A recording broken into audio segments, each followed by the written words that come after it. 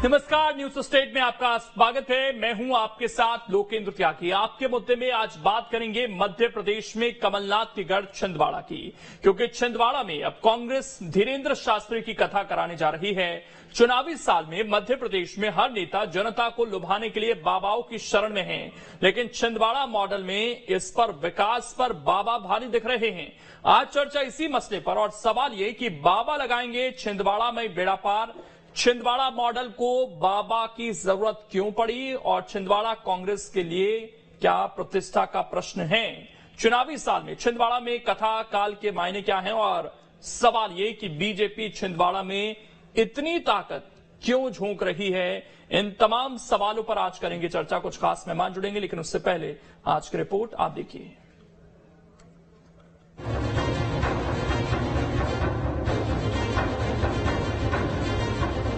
Chhindwara model की चर्चा के बिना एमपी की सियासत अधूरी है। इन दिनों छिंदवाड़ा फिर चर्चा में है। अब की बार छिंदवाड़ा किसी मॉडल की वजह से नहीं, बल्कि धीरेन्द्र शास्त्री की कथा की वजह से चर्चा में है। दरअसल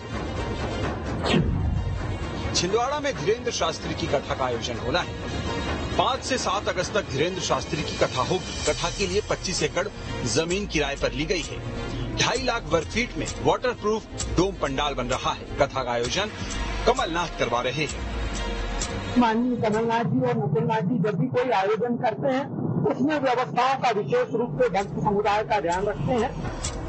हालांकि इस आयोजन के लिए निवेदक मारुति नंदन सेवा समिति है, लेकिन होर्डिंग्स, पोस्टर, बैनर हर जगह कमलनाथ और नकुलनाथ ही नजर आ रहे हैं। यही वजह है कि विपक्ष भी इसे कमलनाथ का आयोजन ही बता रहा है। अब सवाल उठता है कि जिस छिंदवाड़ा मॉडल की बात करते कांग्रेस थकती नहीं, उसी छिंदवाड़ा में कांग्रेस को विकास के बजाय बाबाओं की शरण में क्यों जाना पड़ रहा है। तो इसे समझने के लिए कुछ चुनाव नतीजों पर भी नजर डालते हैं। 2019 के लोकसभा चुनाव में छिंदवाड़ा लोकसभा सीट में कांग्रेस का मार्जिन घटा। 2014 में कमलनाथ यहां 1,16,537 वोटों के अंतर से जीते। 2019 में नकुलनाथ की जीत का मार्जिन महज 37,536 वोटों का रहा। छिंदवाड़ा विधानसभा उपचुनाव में कमलनाथ जीते, लेकिन कमलनाथ की जीत का मार्जिन भी 25,837 ही रहा। 1980 से छिंदवाड़ा विधानसभा सीट पर 9 चुनाव हुए हैं। इनमें से अब तक 5 बार कांग्रेस और 4 बार बीजेपी जीती है। निकाय चुनाव में भी छिंदवाड़ा में बीजेपी के लिए उम्मीद बढ़ी है। नगर निगम में कांग्रेस का कब्जा हुआ, लेकिन 5 नगरीय परिषद बीजेपी के पास चली गई। अमरवाड़ा, चौरई, चांद, बिछुआ, लोधीखेड़ा नगर परिषद बीजेपी के पास चली गई। मतलब कहीं न कहीं छिंदवाड़ा को लेकर कांग्रेस टेंशन में है। अमित शाह भी छिंदवाड़ा का दौरा कर चुके हैं और अब तो बीजेपी ने छिंदवाड़ा में हाईटेक कॉल सेंटर भी बना लिया है। मतलब छिंदवाड़ा अब कांग्रेस और बीजेपी के बीच प्रतिष्ठा की लड़ाई का कुरुक्षेत्र बन गया है। Team news state. और चर्चा करने के लिए 2 खास मेहमान इस वक्त हमारे साथ जुड़ गए हैं। चैतन्य भट्ट जी हैं, वरिष्ठ पत्रकार हैं। डॉक्टर अभय प्रताप सिंह जी हैं, प्रवक्ता हैं कांग्रेस के। आप दोनों का बहुत बहुत स्वागत है। अभय प्रताप जी, छिंदवाड़ा तो एक वो चीज है जिसे कांग्रेस हमेशा प्रस्तुत करती है प्रदेश की जनता के सामने। छिंदवाड़ा मॉडल का जिक्र होता है, लेकिन जब वहां पर कथाकाल का समय आया तो इसे चुनाव से जोड़कर देखा जा रहा है सर।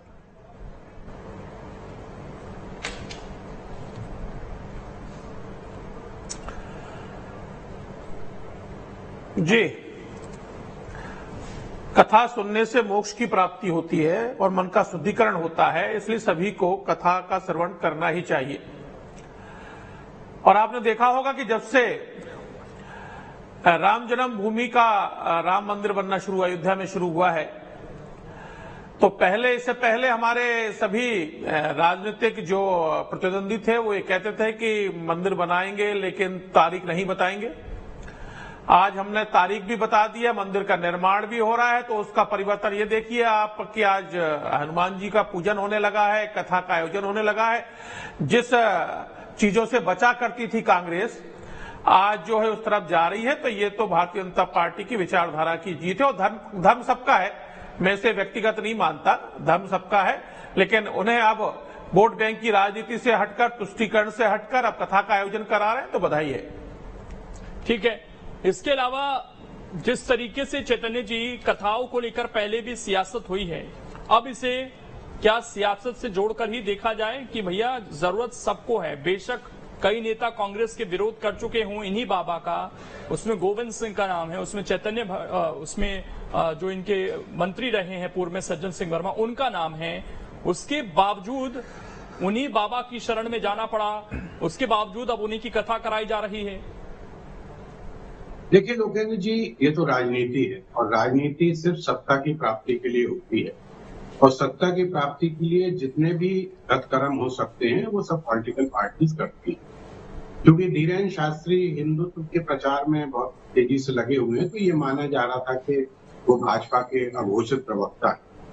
यही कारण है कि कांग्रेस ने भी उनको अपनी कथा के लिए यहाँ पर आमंत्रण दिया और ये पहले भी हुआ है कि कमलनाथ जी उनसे मिलने गए थे।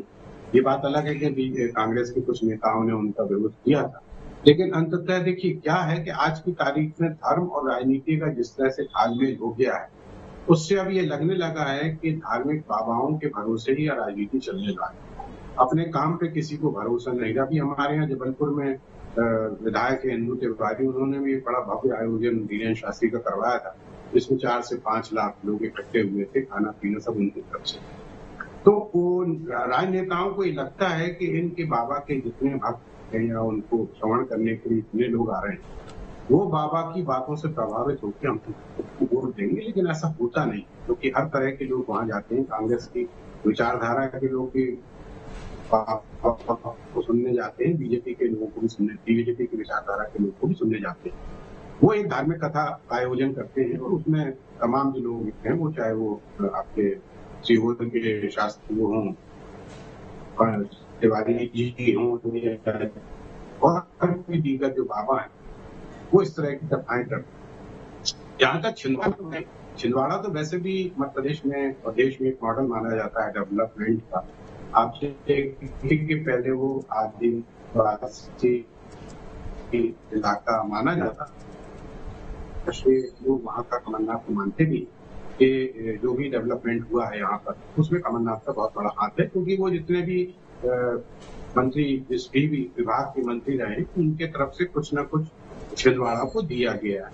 आप देखिए छिंदवाड़ा से डायरेक्ट दिल्ली के लिए रेलगाड़ी की व्यवस्था है। इसके अलावा काफी उद्योग भी हैं वहाँ पर, जैसे ब्रिटानिया भी है, आपका दूसरा रेमंड की भी है। तो उद्योगों से रहने से ये होता है कि वहाँ के लोगों को रोजगार भी मिलता है। तो मुझे लगता है कि जो डेवलपमेंट का एक मॉडल है वो अपनी जगह है, लेकिन चूंकि अब धर्म की राजनीति बहुत महत्वपूर्ण हो गई है और वैसे तो कमलनाथ जी बड़े भक्त माने जाते हैं हनुमान जी के, उन्होंने एक से एक खुद की मूर्ति भी वहां लगवाई और जो एक पर्यटन का स्थल भी बन गई है। देखिए इन तमाम चीजों के बावजूद चूंकि छिंदवाड़ा एक नाक का प्रश्न है, भारतीय जनता पार्टी के लिए भी नाक का सवाल है और कमलनाथ जी के लिए भी नाक का सवाल है, इसलिए वो कोई भी ऐसा रास्ता नहीं छोड़ना चाहते हैं जिससे कहीं ना कहीं कांग्रेस को या कमलनाथ को नुकसान हो। तो ये जो धीरेन्द्र शास्त्री की कथा है, उसी की परिणति है, ताकि वो अपना जो स्थान है वो बना के रख सके। ठीक, हमारे साथ सिद्धार्थ सिंह राजावत जी भी जुड़ गए हैं, कांग्रेस के प्रवक्ता हैं। सिद्धार्थ जी, बहुत स्वागत आपका न्यूज स्टेट पर। और सीधा सा सवाल सर, कि जब छिंदवाड़ा मॉडल आप पूरी दुनिया के सामने पेश करते हैं, तो उसके बाद जब बाबाओं की कथा वहां पर हो रही है, वो भी वो बाबा जिनका जो एजेंडा है, या तो आप उससे सहमत हों कि उनका एजेंडा हिंदू राष्ट्र का है, आप उससे सहमत हों, और उससे पहले आपके जो मंत्री हैं, चाहे सज्जन सिंह वर्मा हों, गोविंद सिंह हों, जिस तरह की वो बातें कर चुके हैं इन्हीं बाबा के बारे में, तो फिर इस कथा का क्या मतलब सर? देखिए, मैं सर्वप्रथम अगर आप अतीत में जाएं तो भारतीय जनता पार्टी क्या क्या बोलकर आई थी। 2003 में बोले स्वर्णिम मध्य प्रदेश, 8 में बोले विकसित मध्य प्रदेश, 13 में बोले आत्मनिर्भर मध्य प्रदेश। अगर आज छिंदवाड़ा मॉडल की बात चल रही है तो क्यों चल रही है? क्या शिवराज सिंह जी वो सारे काम कर पाए? और एक धार्मिक बात चल रही है। आपने देखा है कि माननीय पूर्व मुख्यमंत्री और प्रदेश अध्यक्ष माननीय कमलनाथ जी हनुमान भक्त हैं और मध्य प्रदेश में सबसे बड़ी सबसे ऊंची प्रतिमा श्री हनुमान जी की माननीय कमलनाथ जी ने लगवाई। और आपने ये भी देखा है कि माननीय कमलनाथ जी हर मंगलवार को सुंदरकांड का पाठ करते हैं, हनुमान चालीसा बांटते हैं और धर्म को एक तरफ हिंदू की बात करते हैं, हम हिंदुत्व की बात करते हैं, हम सनातन धर्म की बात करते हैं। सनातन धर्म में क्या बोला गया है? धीरेन्द्र शास्त्री किसकी बात करते हैं सर? उस पर बात करते हैं ना।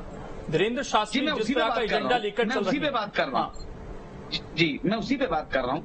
अगर धीरेन्द्र शास्त्री जी अगर धर्म की बात कर रहे हैं, तो अगर कांग्रेस उनकी कथा वाचन करा रही है, तो भारतीय जनता पार्टी के पेट में दर्द क्यों हो रहा है? मैं ये पूछना चाह रहा हूँ। अभी मेरा सवाल दूसरा है। मेरा सवाल ये है कि क्या उनकी विचारधारा से कांग्रेस इत्तेफाक रखती है?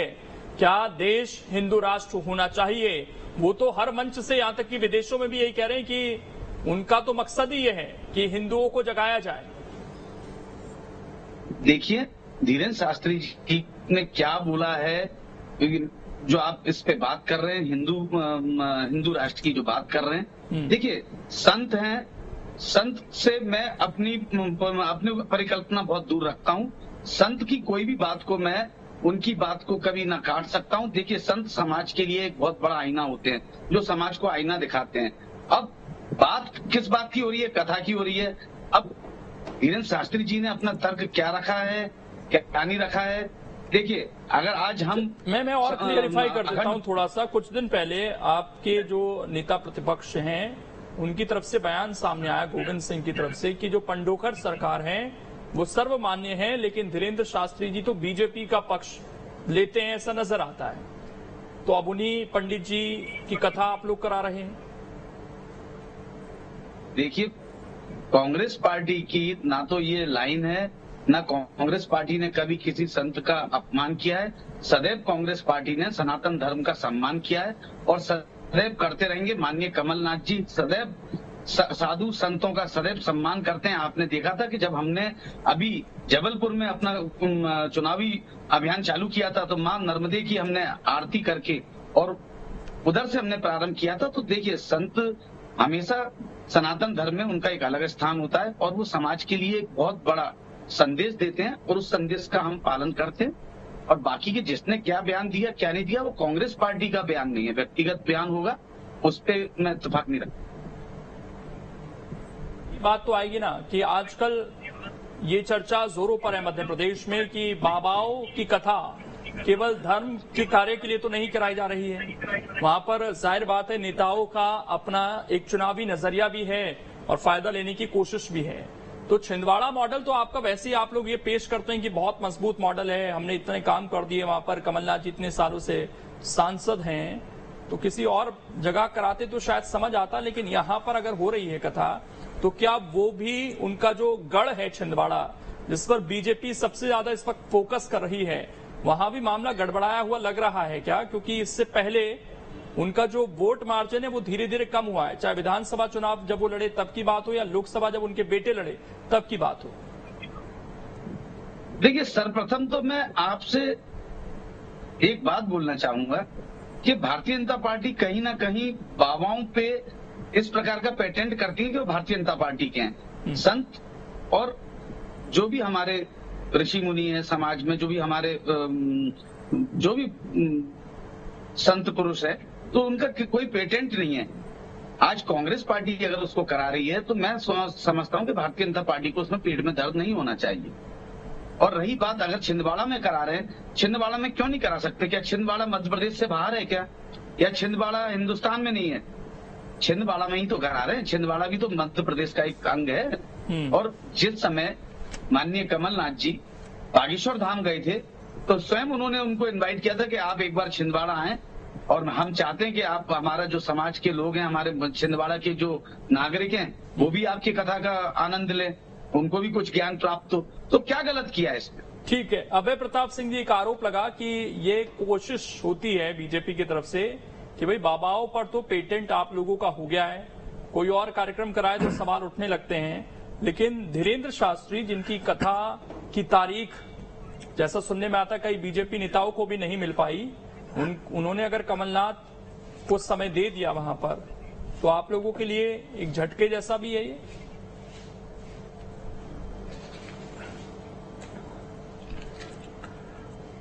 देखिए, मैंने आपसे प्रारंभ में भी कहा था कि इस ओर धर्म की ओर बढ़ना शुरू किया है, तो ऐसे लोगों का मैंने स्वागत किया है। लेकिन ये जो छिंदवाड़ा मॉडल का जो छल किया है, छिंदवाड़ा मॉडल कह के जो छिंदवाड़ा वासियों के साथ छल किया है, उसका परिणाम है कि अभी छिंदवाड़ा की नगर निगम का अभी पार्षद का एक उपचुनाव हुआ, वहां डेरा डाले रहे कमलनाथ जी, और वहां जो हमारे 42 नंबर वार्ड था, वहां से 460 वोटों से भारतीय जनता पार्टी जीती। उपचुनाव अभी, और अभी हमारे पास 7 में से 6 नगर पालिकाएं हैं वहां पर, 8 में से जो है 4 नगर परिषद हैं हमारे पास, 26 में से हमारे 12 में से 7 जनपद हैं। पिछली बार हमारे 7 में से 4 विधायक थे वहां पर। अभी आप तो भारतीय जनता पार्टी ने 2014 से जब कमलनाथ जी ने मेडिकल कॉलेज की घोषणा कराई तो मेडिकल कॉलेज भी भारतीय जनता पार्टी ने बनाया। राम मंदिर में भारतीय जनता पार्टी का क्या योगदान है ये बताइए। मेरी बात तो जो कांग्रेस पार्टी कहती थी कि राम मंदिर का रास्ता न्यायालय द्वारा निकलेगा, और वही हुआ। न्यायालय से जो आदेश हुआ उस पर राम मंदिर बन रहा है, उसमें भारतीय जनता पार्टी का कोई, सुनिए, भारतीय जनता पार्टी का उसमें कोई योगदान नहीं है। और आपका योगदान इतना है कि 20 लाख की जमीन थी वो 2 करोड़ में बेची गई। आप राम मंदिर की जमीन खा गए, राम मंदिर का चंदा खा गए, और राम मंदिर के लिए जो राम रथ यात्रा निकाला था उनको, आप राम मंदिर की बात करने लगे, जो हम लोग थे आडवाणी जी उनको घर बैठा दिया है, तो कम से कम धर्म की बात आप ना करें। और छिंदवाड़ा मॉडल की बात कर रहे हैं तो जरा ये बताइए, विदिशा गृहनगर है, मुख्यमंत्री का वहाँ कितना डेवलपमेंट हुआ है? आप यहाँ से विदिशा तक जाना 50 किलोमीटर है, आपकी गाड़ी की रफ्तार 40 किलोमीटर रहेगी, क्योंकि इतनी खराब रोड है। इस तरह की स्वास्थ डिबेट सुनिए, मुद्दे से भटकेंगे तो मेरे को बोलना पड़ेगा। अपनी बात रखने दें। वो छिंदवाड़ा पे उन्होंने बात किया, जब आपका टर्न आएगा आप उसको काउंटर कर लीजिएगा। 1 मिनट शुरू, आप मैं बात रखूं तो आप टोके। ठीक, अभय प्रताप जी बोलिए। तो देखिए, मैं ये कह रहा था कि 2003 के बाद आज 20 साल हो गए हैं जब से भारतीय जनता पार्टी की सरकार है। छिंदवाड़ा में 2014 में मेडिकल कॉलेज की घोषणा आचार संहिता के बाद हुई, उसको बनवाया हमारी सरकार ने, मोदी जी ने और शिवराज जी ने। छिंदवाड़ा में मेडिकल कॉलेज, वहां जो है 3200 करोड़ की माचाकारा सिंचाई योजना है जो 60,000 हेक्टेयर को सिंचित कर रही है, वो भारतीय जनता पार्टी ने बनवाई। 2003 में 20,000 हेक्टेयर वहां का रकबा था सिंचाई का, आज 3.25 लाख हेक्टेयर रकबा है। वहां 50,000 मैट्रिक टन गेहूं का उत्पादन था, आज 14 लाख मैट्रिक टन गेहूं का उत्पादन है। 4 सीएम राइज स्कूल है, हायर सेकेंडरी है 160, 210 जो है वो है हमारे हाई स्कूल है 160, 210 हाई सेकेंडरी है, 370 ये संख्या। तो सभी क्षेत्रों में छिंदवाड़ा में भारतीय जनता पार्टी ने विकास, सड़क का जाल हो सब बिछाया है। आज उसी का परिणाम है कि भारतीय जनता पार्टी नगरीय निकाय से लेकर सभी में वहां जीत रही है, और उसका परिणाम है कि अब वो कथा कराने पर अब जो है वहां भगवान का नाम लेने पर मजबूर हो गए।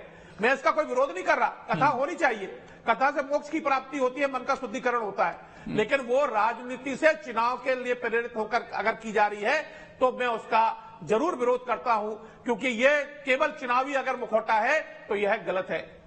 चैतन्य भट्ट जी, लेकिन वो सवाल जो मैं कांग्रेस के प्रवक्ता से पूछ रहा था कि जो विचारधारा लेकर चल, 1 मिनट में आ रहा हूं सिद्धार्थ जी, 1 मिनट। राजनीति से प्रेरित होकर कराती है, या राम का नाम यूज करती है तो राजनीति से प्रेरित होकर करती है, क्या वोटों के लिए करती है?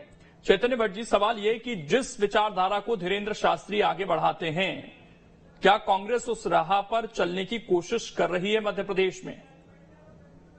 देखिए लोकेंद्र जी, जो कांग्रेस पे हमेशा संख्यकों की तुष्टीकरण का जो आरोप लगता था और उसके कारण भारतीय जनता पार्टी ने जिस तरह से जीत हासिल की, हिंदुत्व का एक जो ध्रुवीकरण किया, उससे कांग्रेस को भी ये लगने लगा है कि हमको भी एक बहुत बड़ी जो बहुसंख्यक वोटर है उसको नाराज नहीं करना चाहिए। यही कारण है कि आप देखिए कि हिंदुत्व की तरफ ही कांग्रेस भी बढ़ रही है, और चूंकि भारत हिंदुत्व का एक देश है, मतलब हिंदू बहुसंख्यकों का देश है, तो कांग्रेस को अगर राजनीति करना है तो उसको अल्पसंख्यकों के साथ साथ बहुसंख्यकों का भी ध्यान रखना।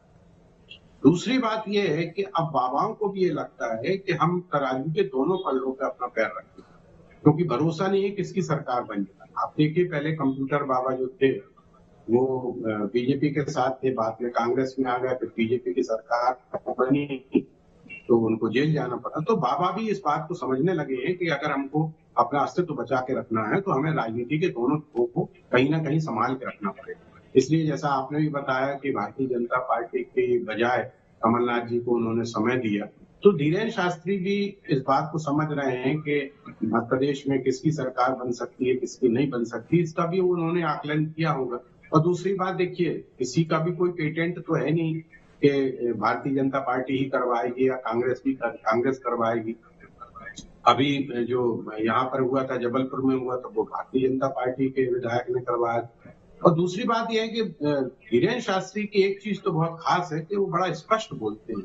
जब किसी ने उनसे पूछा कि आपके यहाँ जो मंच पे नेता आते हैं उनको आप बहुत तवज्जो देते, तो उन्होंने स्पष्ट कहा कि भाई अगर मैं उन नेताओं को तवज्जो नहीं दूंगा तो फिर ये जितनी व्यवस्था है जो 2-3 लाख लोगों के खाने पीने की और पंडाल की व्यवस्था कौन करेगा, मैं तो कर नहीं सकता हूँ।